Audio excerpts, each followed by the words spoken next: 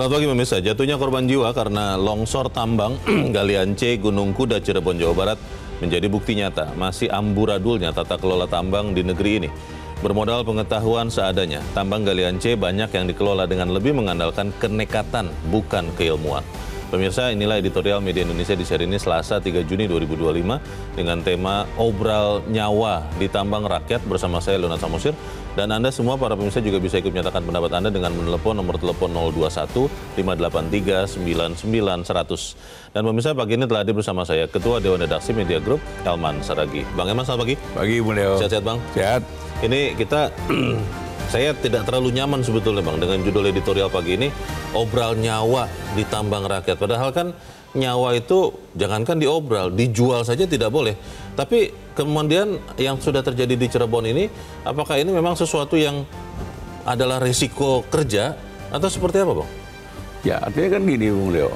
Kalau sekiranya, katakanlah, pengawasannya ketat, artinya terutama pemerintah daerah ya. Yeah. Pemerintah daerah mulai dari aparat desa, kecamatan, ke kabupaten, provinsi. Kalau mereka ini betul-betul mengawasi pertambangan itu, pasti tidak akan kejadian. Apalagi seperti yang terjadi di Gunung Kuda ini, ini katanya kan sudah diperingati. Betul, sudah bahkan katanya sudah sempat ada polisi lain. Nah, artinya kan kalau sudah ditegur, diingatkan, artinya kan berarti kan aparat yang berwenang sudah tahu ada ancaman bahwa ada pertambangan di luar aturan, di luar aturan teknis. Loh, kalau sudah ada begitu kan mestinya kan kalau diperingatin, dinasihati tidak apa, ya tutup dong. Ini kan gini Leo. Kalau sebetulnya tadinya aparat yang berwenang menutup tambang yang di Gunung Kuda ini, pasti tidak akan terjadi korban jiwa ini kan. Nah, itu yang kan jadi sepertinya kan ini pemerintah daerah terutama tidak serius. Saya nggak tahu alasan apapun, tapi sebetulnya kan nyawa yang sudah jadi korban ini mestinya tidak perlu harus terjadi kalau pengawasannya ketat dan memang ketika diperingati tidak mau, tutup. Ketika ada polisi lain tindakan, ya tutup. Selalu alasannya Bang, dan ini dalam kasus di Cirebon juga adalah mereka ini adalah rakyat yang tidak punya lagi mata pencaharian. Itu jadi kosong. Kalau sampai ditutup, kemudian mereka tidak bisa hidup. Tapi kita akan bahas itu bagaimana. Pemirsa, inilah editorial Media Indonesia untuk hari ini Selasa 3 Juni 2025, Obral Nyawa di Tambang Rakyat.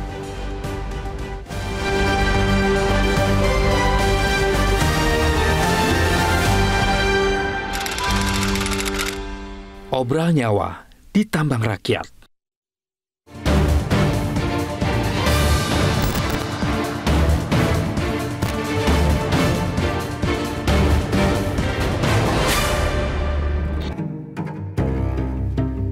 Jatuhnya korban jiwa akibat longsor tambang Galian C, Gunung Kuda, Cirebon, Jawa Barat menjadi bukti nyata masih amburadulnya tata kelola tambang di negeri ini. Bermodal pengetahuan seadanya, tambang Galian C banyak yang dikelola dengan lebih mengandalkan kenekatan, bukan keilmuan. Nyaris tak dipikirkan bagaimana dampak galian itu terhadap konstruksi bebatuan dan pasir usai dikeruk. Jika terjadi longsor dan kemudian memakan korban jiwa, musibah dan takdir kerap dijadikan kambing hitam. Begitulah potret nyata industri penambangan Galian C, sebuah subsektor pertambangan yang sering pula disebut sebagai tambang rakyat.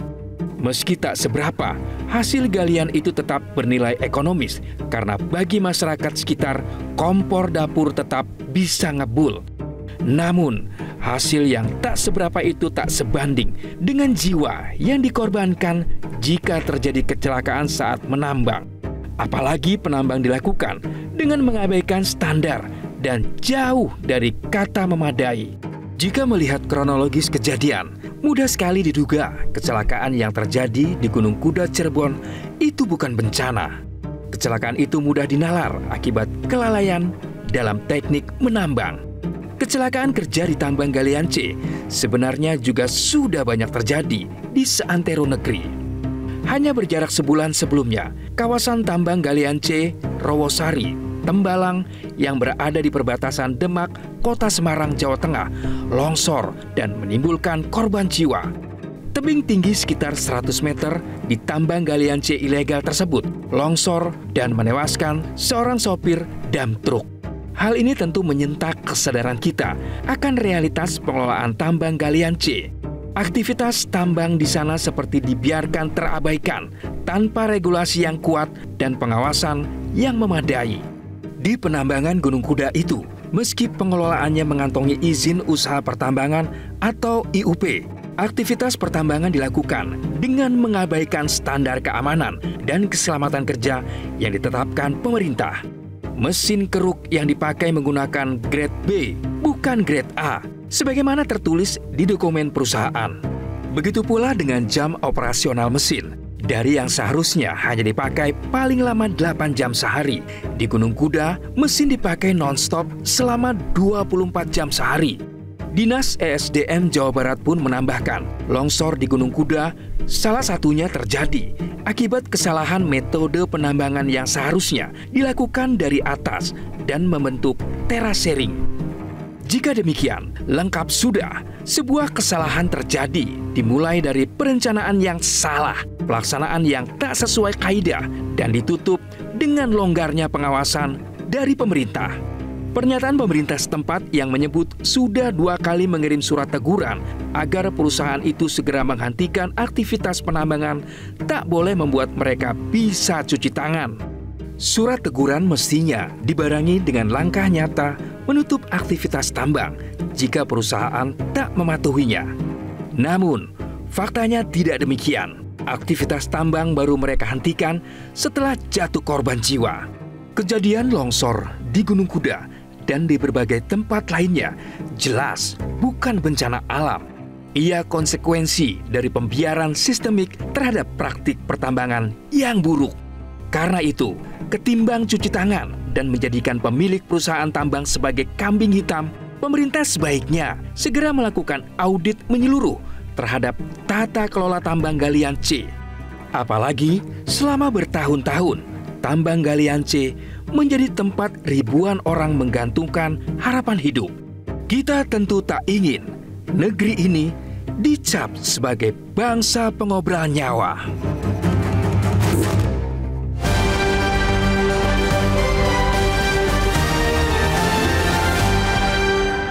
Di bagian berikut Anda bisa ikut menyatakan pendapat Anda terkait editorial pagi ini. Pemirsa, untuk saat ini tetaplah bersama kami.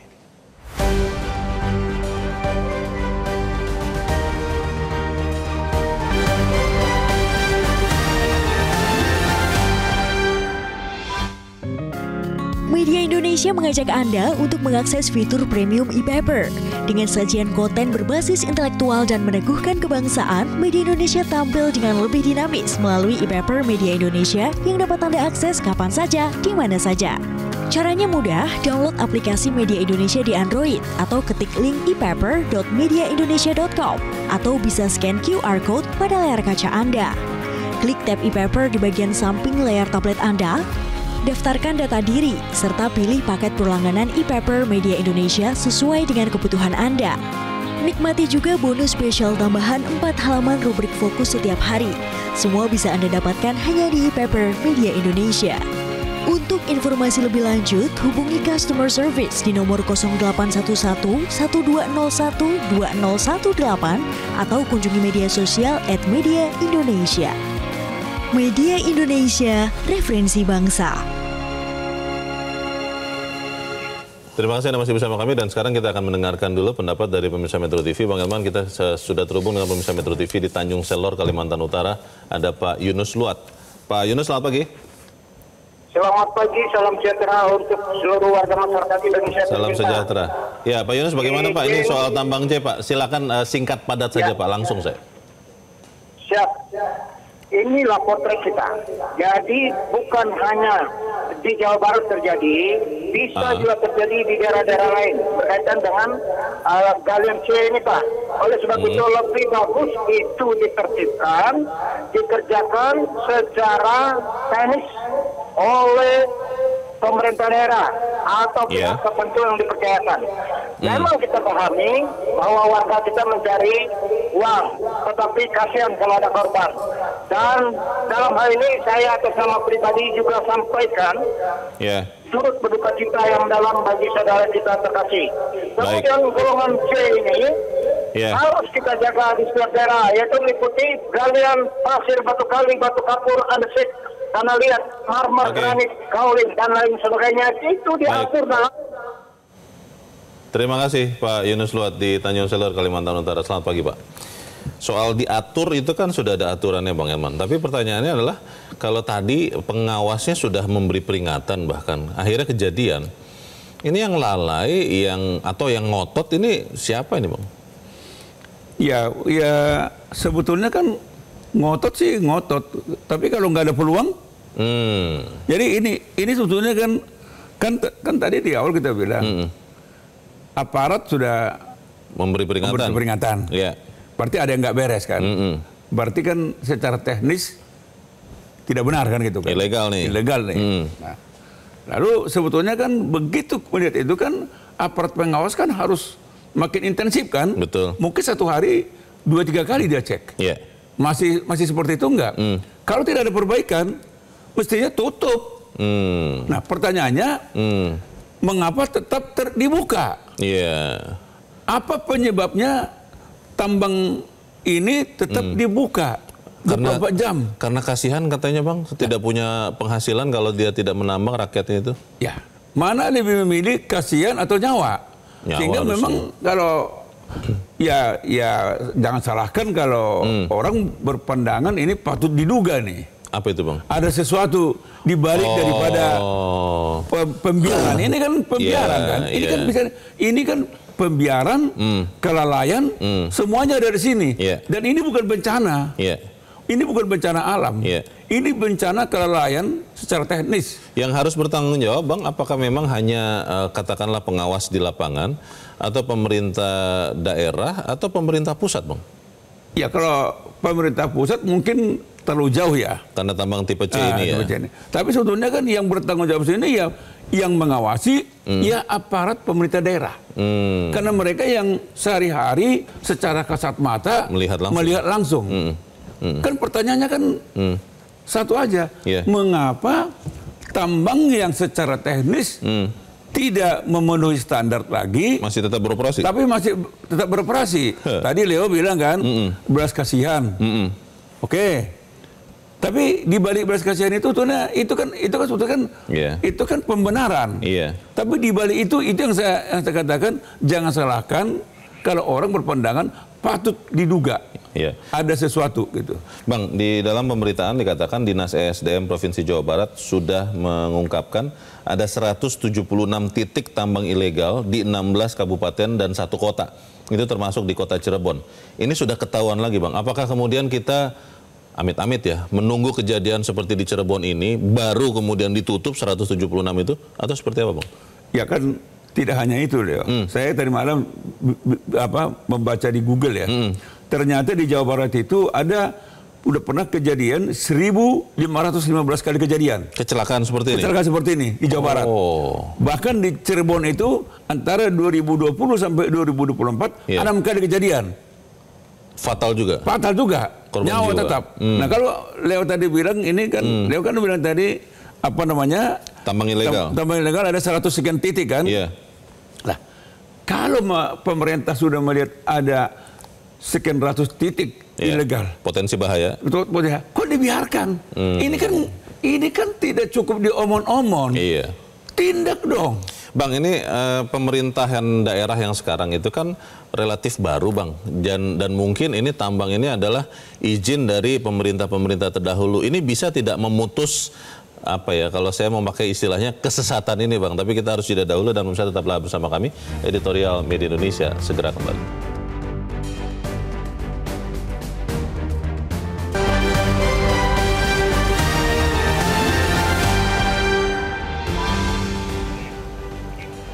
Terima kasih Anda masih bersama kami. Kita di bagian akhir dari diskusi kita pagi ini.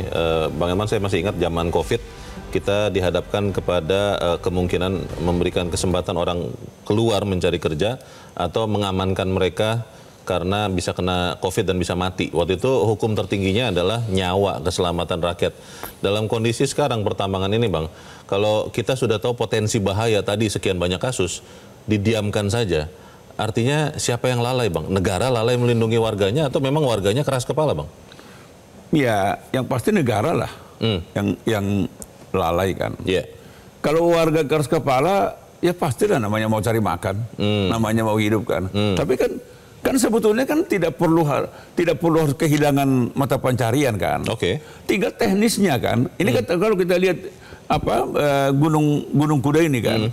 Sebetulnya kan kalau itu dipapas mulai dari atas ke bawah, pasti tidak akan ada bencana ini kan. Tidak longsor seperti ini. Longsor. Jadi jangan juga dikasih alasan bahwa ini karena urusan perut. Yeah. Urusan perut tetap bisa terakomodasi, tapi tinggal teknisnya.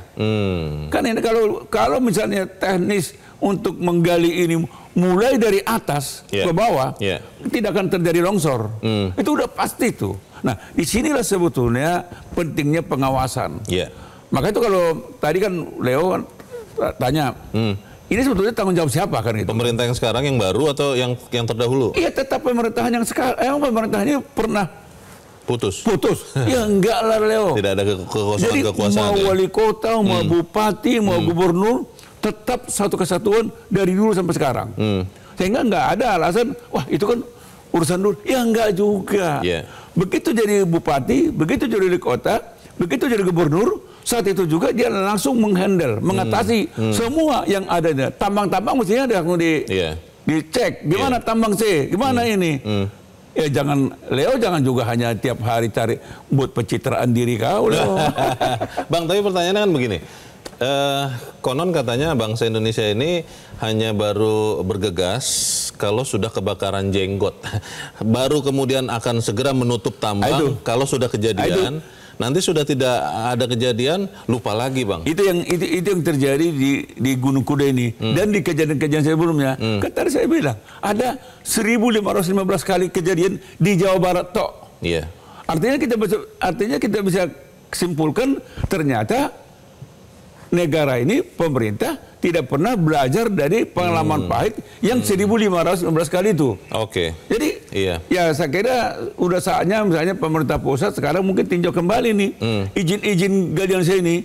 Udah kalau memang nggak bisa diandalkan lagi pemerintah daerah, tarik lagi ke atas semua. Itu tidak munculkan konflik baru Bang. Nanti kan daerah mengatakan loh ini kan sudah kewenangan kami. Kenapa sekarang jadi sentralisasi lagi? Loh, buktinya mereka nggak bisa ngatasi.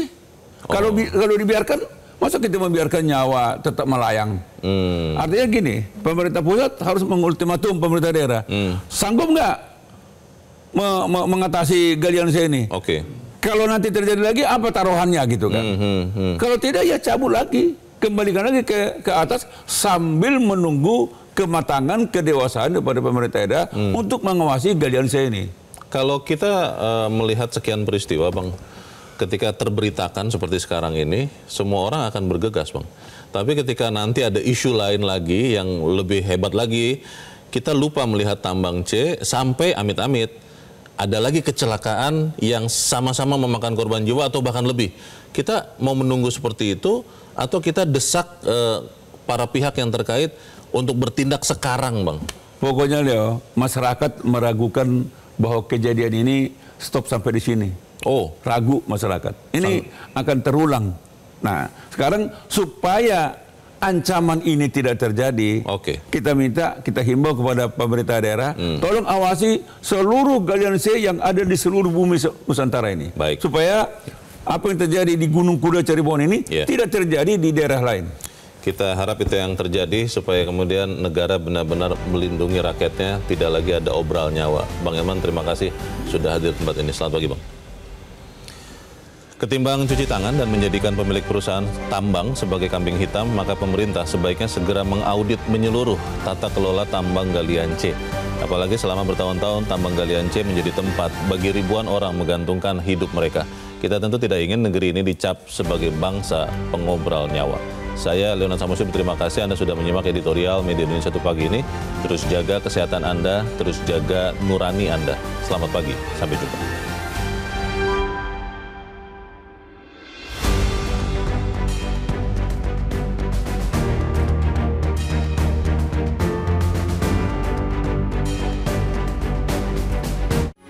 Metro TV.